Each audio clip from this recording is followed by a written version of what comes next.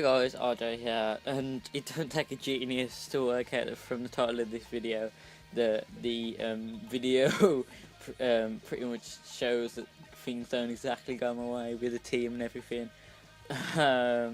Obviously, as you can imagine, the team kind of runs into a bit of a rough patch in this episode, which isn't really ideal, especially after transfers, which means that like everybody's kind of like just come to the club, and even though I thought people was kind of gelling okay, they apparently aren't and stuff, but you'll kind of get the gist of what I'm talking about and everything throughout the way of the video. So to start off with, obviously you can see I'm messing about with the team here, it's because the main game of this episode, or one of the main games I really wanted to play, was funnily enough not a league game, which might come across as a bit weird, but the Johnson's Paint Trophy, like the FA Cup or anything, is one of these cups trophy things, which basically means that I can get a bit of money for transfers or anything from like as well, because basically what I did was by buying win, my transfer budget and my wage budget dropped down, and it's basically like a sliding scale where you can have more wage or more transfer budget, but I was basically left with nothing of either. And except from selling a player, the main way of getting money is by winning competitions or doing well in competitions, and obviously I didn't do well in this one as I lost 2-0. But nevertheless, I get 5k, which I can't just pull in just because I thought it was a bit funny, to be honest, even though like I got knocked out in the first round, I think that was. I don't think I even went into the tournament at all. I think that was the first game. I still managed to get 5k out of it, which was a bit like, what? So that was quite weird, but that's the main reason why I wanted to stay in these tournaments. But I think there's an FA Cup tournament coming up. I had to look on the calendar. An FA Cup tournament, FA Cup game even, and that's sort of like one of the games that I really want to try and push for and win. But until then, we'll go back to like the season, which is the main objective overall of this series. And I come up against a team which is kind of mid-table. I don't think them doing too good. I'm not too sure. So, but obviously, since we lost the game, I'll mix the team about and everything. As you can see, I'm trying quite a lot of the new people.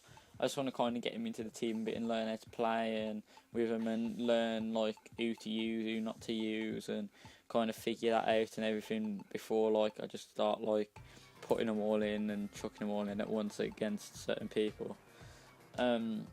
So we come up against Bradford, obviously. I think they're in the middle of the table. They've had a really bad couple of games with the last 3 games resulting in losses. And I'll go through here with win in the 15th minute, and I really thought I was going to go up there. And I think he should have sank that away, but he don't. And it was pretty much the hardest game I've ever played, this one. It was like one of them games where it was end-to-end stuff. There's obviously a lot more highlights here than I usually put in. That was because of how close things was. And by half-time, it was pretty much 0-0. They're going here before half-time, and there's a last-ditch tackle that goes in. Straight after half-time, what I judged was that going to be offside. They grab a goal, which I was like, what? I was quite like, I don't know what was going on there. And even though I tried everything, I put ultra-attacking on, I made some substitutions, everything, nothing seemed to pay off, and we end up losing that one.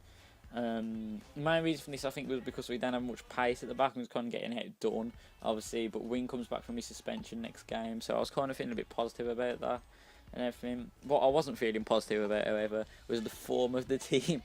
I decided to have a look at the squad report and see how many games people had played mainly. But as I was going down the list, I realised everyone was in bad form, which was kind of a bit bad. A couple of people had gone up in there overall, which was kind of a bit promising, I guess. But everyone was in pretty much like yellow to red form, which is obviously bad.